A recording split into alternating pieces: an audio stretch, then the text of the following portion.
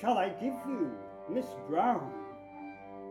About same height, with dark brown hair, piled upon head or plaited about her ears, curled daily.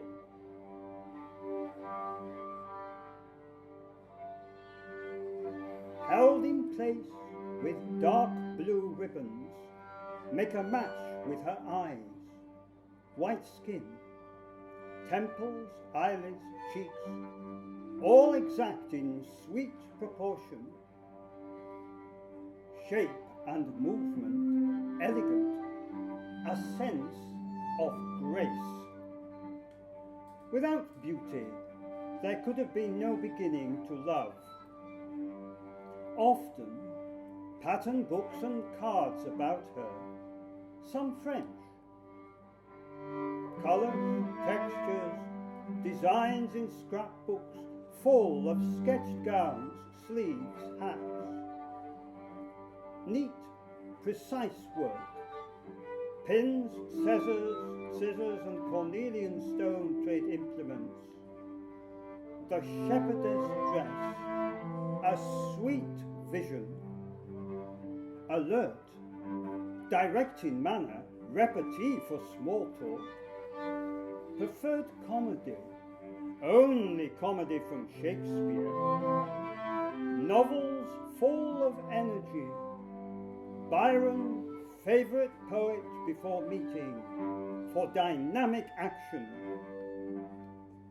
A tiff between now and then, when she flew about in all directions, called people such names. Minx with a penchant for acting stylish. Enjoyed fashionable routs, parties and flirtations, from which I retired in misery. Also dances, military men in brass-buttoned uniforms with polished boots, sporting mustachios, filled the car to dance with her petite frame encased in latest French fashion. A flattery she enjoyed was the despair of life. Met at friend Dilk's house the summer before. Tom lay gravely ill. Within the week was written her conquered vassal. Come Christmas Day, had an understanding, a long engagement, being without money or position to support a wife. She to continue flirtations and parties, nothing passionate or self-destroying, but a modicum of care that she might ensure being kept in the manner accustomed.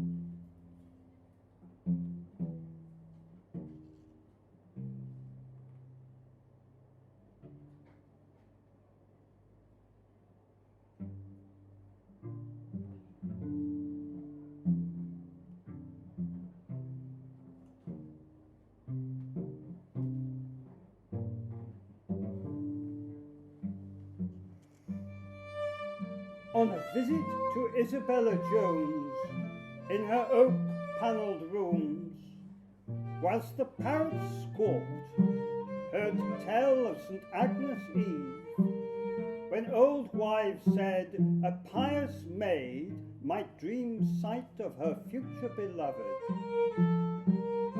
Conjoined in mind with early Campo Santo frescoes, grotesque, curious, divided medieval world between death's triumph, hermit expounded with reeking corpses, and court lovers playing music. Magnificent draperies for a poem. expanded during old dowager card parties in quaint Chichester rooms with spiral stairs, stone columns, and point-arched Gothic windows.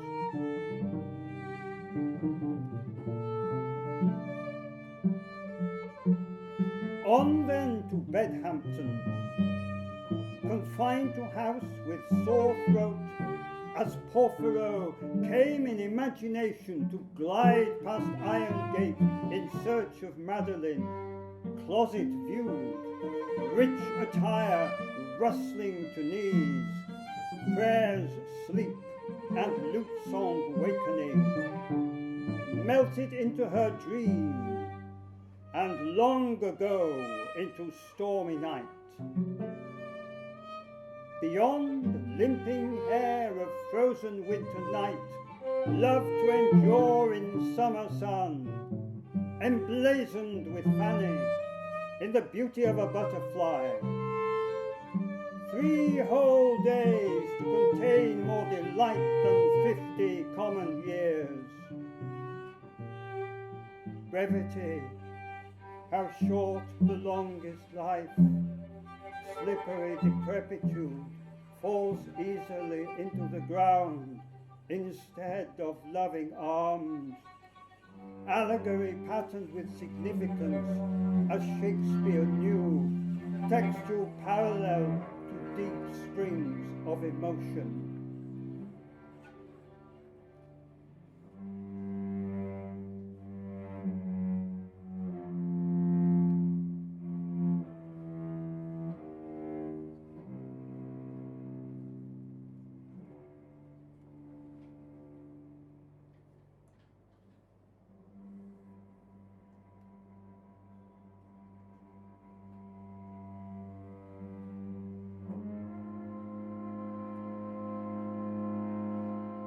May showers in moist warm air, wafted scents, an atmosphere of honeyed indolence, listless, without pleasure or pain, passive, receptive as a flower of sprinkled rain.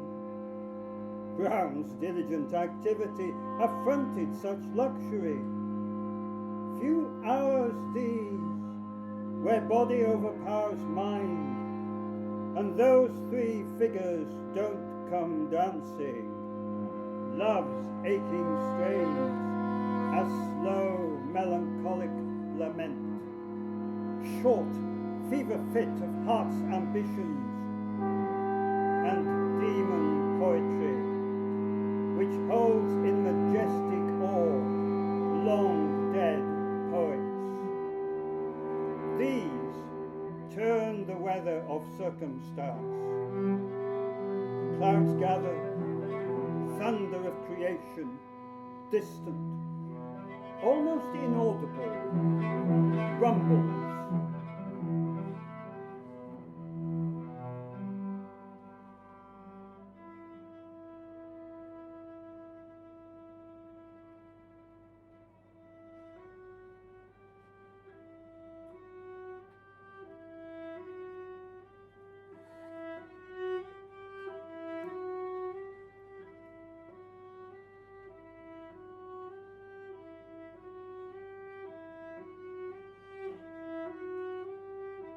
Vision disturbed. 3-cornered sexual banter. Brown's Valentine. For flirtatious behavior she should be whipped. Deep, desperate distress. Sacred love exposed to ridicule. Sat with her. Red Carey. 5th canto of Dante, love of Paolo and Francesca. Yet, in cold and darkened hell, dreamed pale lips joined in flight to a beautiful figure, sweet union, warm in whirlwind floor of rain and hail. No landscape for errant night, withered as love forlorn. a desolation where hope is sparse as leaf on spiked winter hawthorn. Gifted roots of relish, honey wild, had garlanded his lady head and wrist, while she sang upon pacing steed, made moan, wept, lulled him to sleep. Spectred kings and princes came, death pale to warn of thraldom. This feral melancholy crucifies imagination, troubled in dark recesses. Mind sees the hand of marriage as adamantine.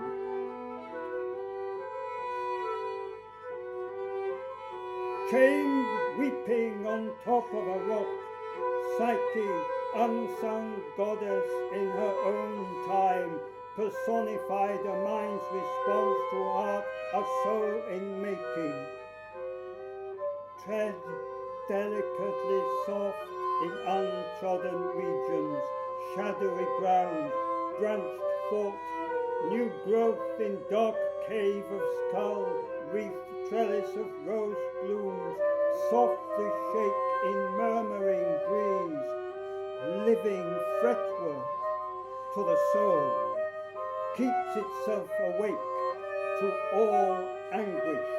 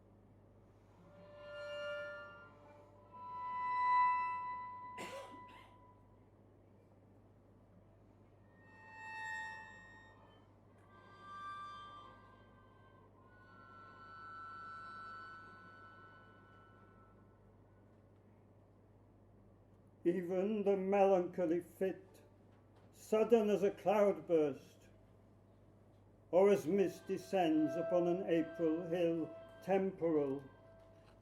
All the beauty in a morning rose must petal fall and fade. Take the soft hand of anger, imprison it, counsel that even rage shall pass into nothingness, that all is one, and in the confines of art are consolations, where even the morning rose shall fall to mourning.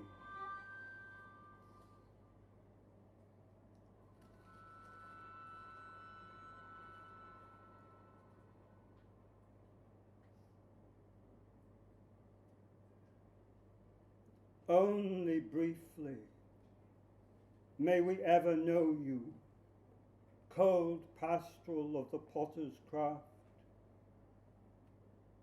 seeming above the influence of time, generations, and the pulse of human passions, perfect in transience, not sentient, no breath, no anguish, an immovable, still beauty where youth cannot leave his song, or lover ever kiss,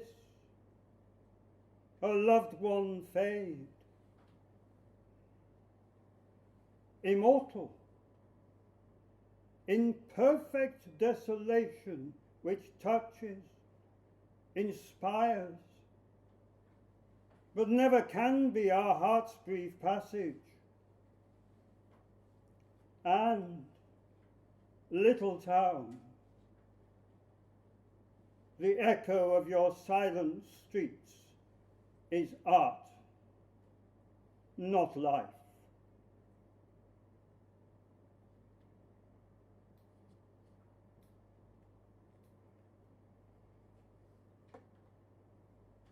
So clear upon the air,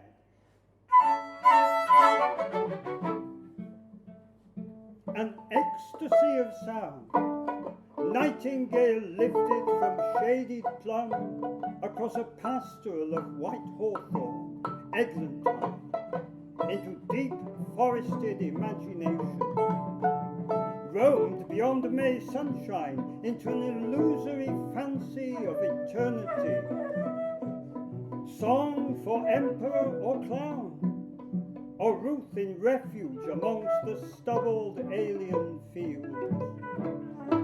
Not to know their fever or fret, palsy of so brief existence, but charmed into wishful eternity. Even death, easeful at midnight, passage under song, until the song retreats, plaintive in its passage into silence, where soul might grow with such inklings of eternity.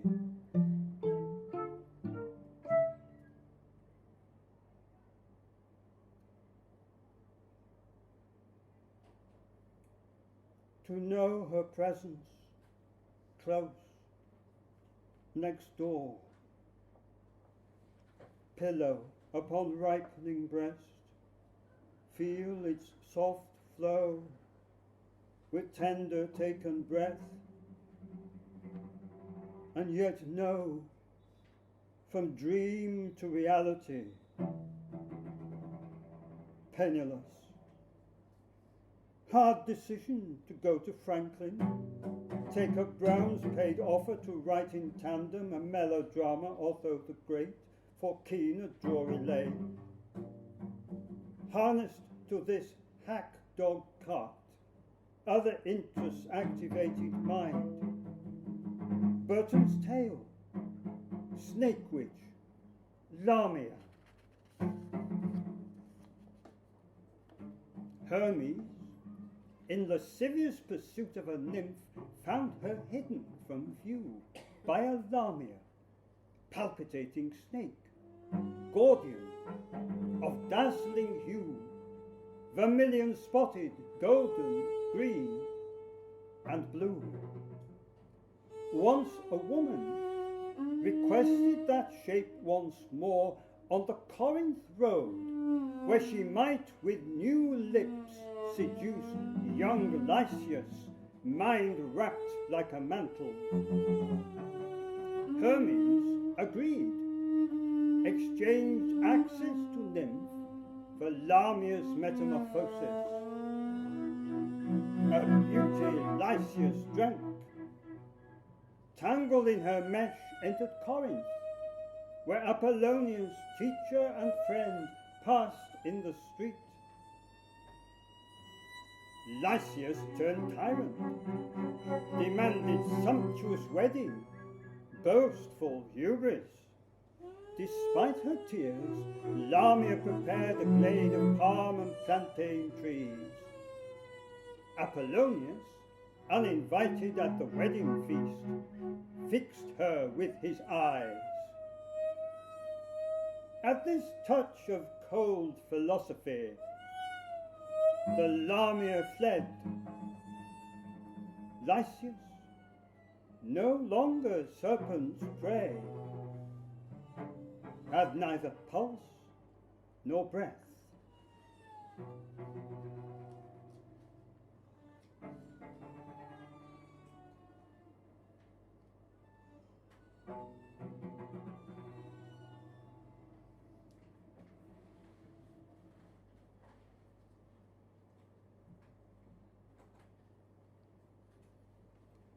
How have you passed this month? I wish I could believe in immortality. To live with you forever. But if you still behave in dancing rooms as I have seen you, I do not want to live.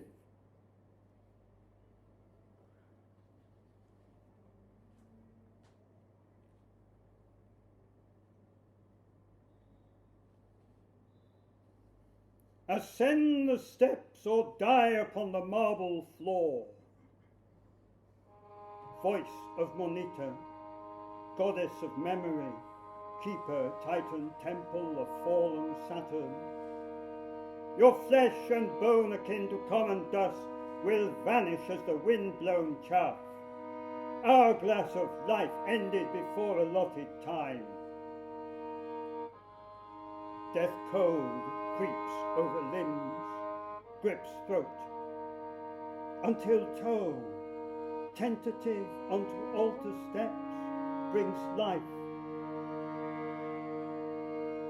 Why saved?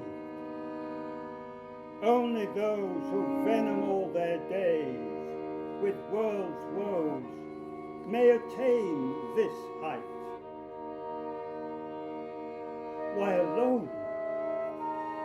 Those who serve humanity find haven and sleep away their days.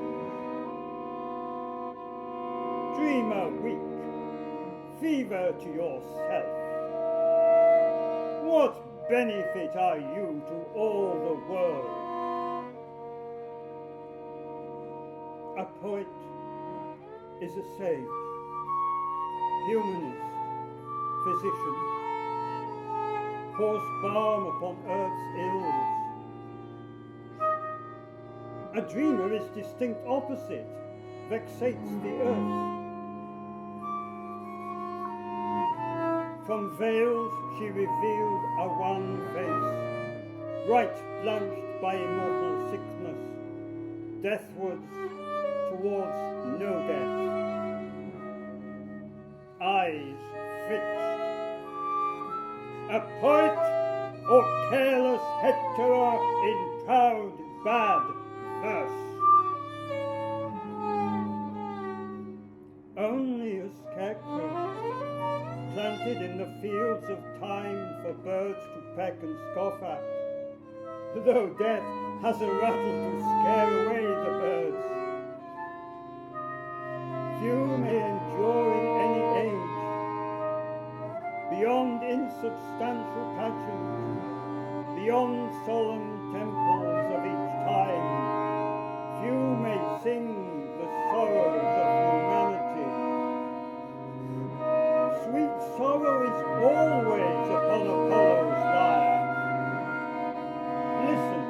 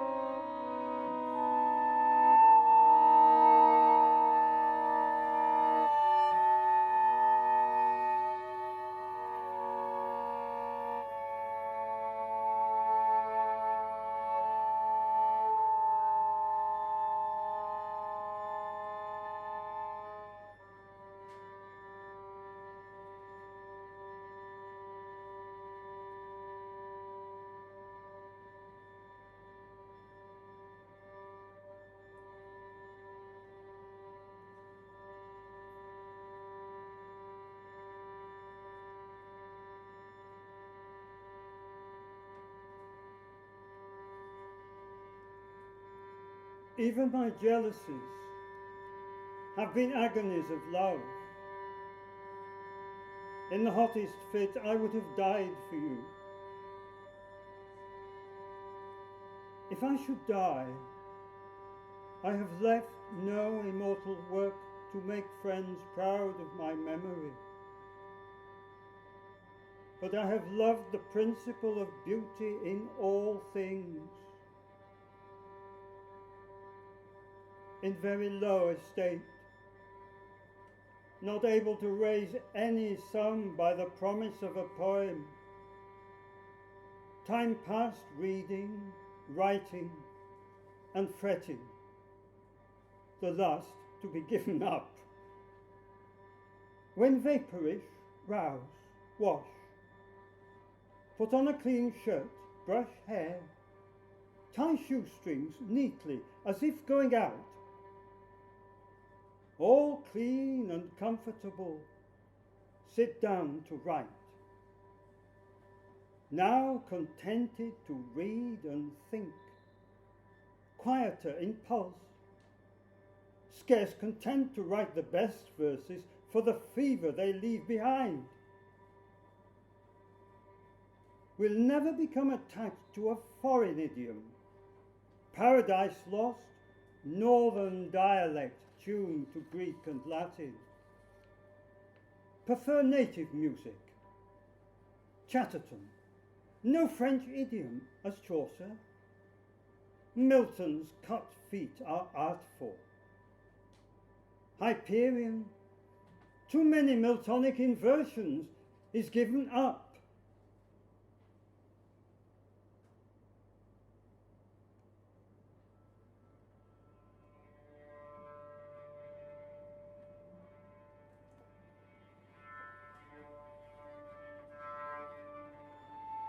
Always associate Chatterton with autumn. Gold hand gilding the fallen leaf. Took Sunday stroll, as failing sun lent translucent light to cathedral front. Vesper's bell tolled out over cobbled streets, ripe country gardens, and lush water meadows where mist already presaged the setting sun. Dian skies, a blaze of fire across stubble fields, better than the chilling green of spring. Temperate sharpness to the air, a native music easy as Chatterton's idiom upon the ear. Pure English, as the barred clouds darkened, returned to lodgings, composed upon it.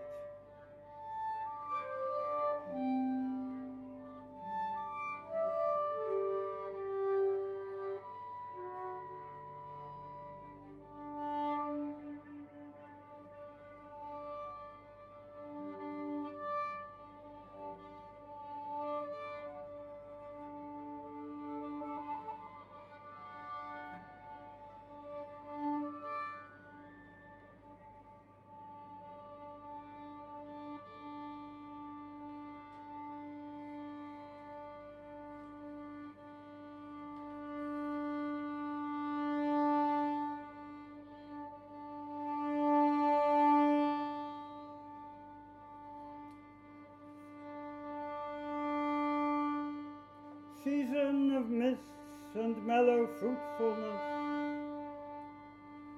close bosom friend of the maturing sun, conspiring with him how to load and bless with fruit the vines that round the thatch eaves run, to bend with apples the mossed cottage trees, to fill all fruit with ripeness to the core,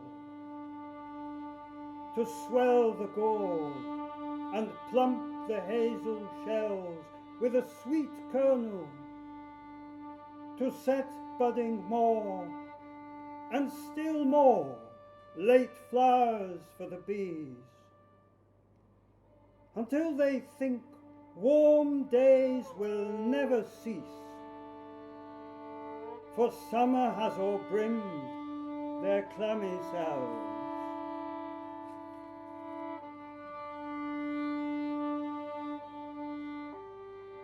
Who hath not seen the after midnight store? Sometimes whoever seeks abroad may find thee sitting careless on a granary floor, thy hair soft lifted by the winnowing wind,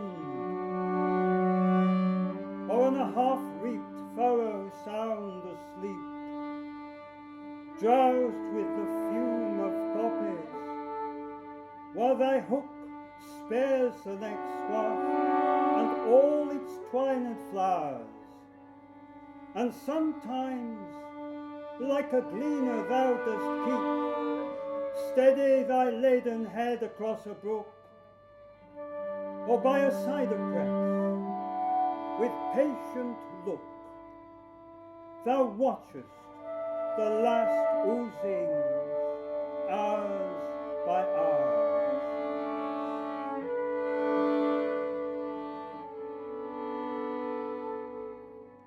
Where are the songs of spring? Aye, where are they?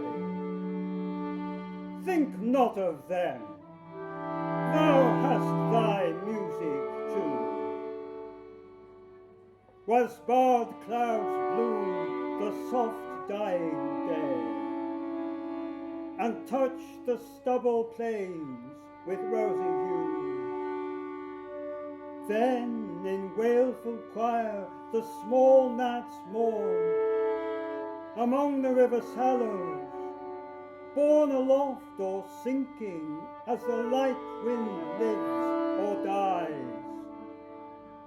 And full-grown lambs loud bleat from hilly bourne, and hedge crickets sing, and now with treble soft the redbreast whistles from a garden croft,